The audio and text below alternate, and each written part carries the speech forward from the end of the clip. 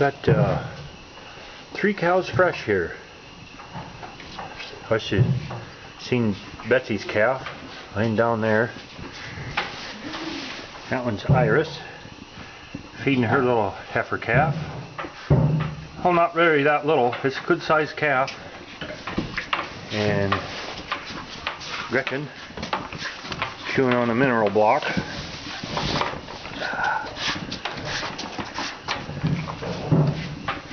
Pretty good. There is, camera won't even focus. Gretchen's calf's right there. Little bull calf.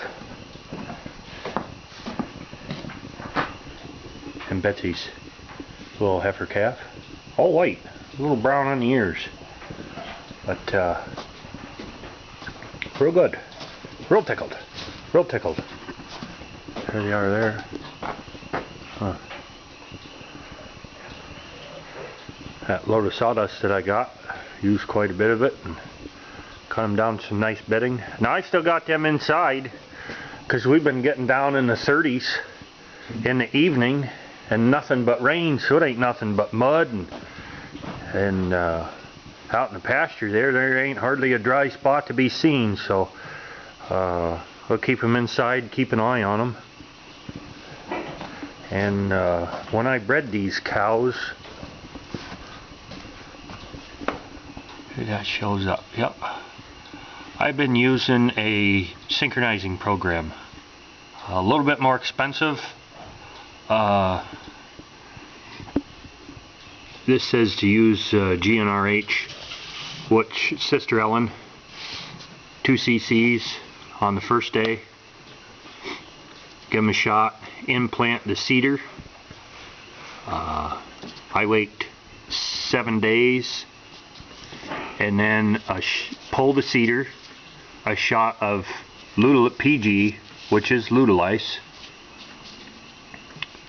and then I wait 72 hours, have them artificially inseminated with another shot of Sister Ellen.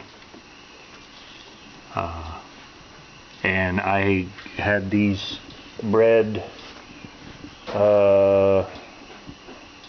the end of July there, and I bred 4 and had 3 of them that took. A little bit more expensive than just catching a heat cycle and having the inseminator come out, but a lot better results. I've had a lot better results, especially this time. I mean, I only had 1 that didn't take, and with not that many cows, and every one that don't take is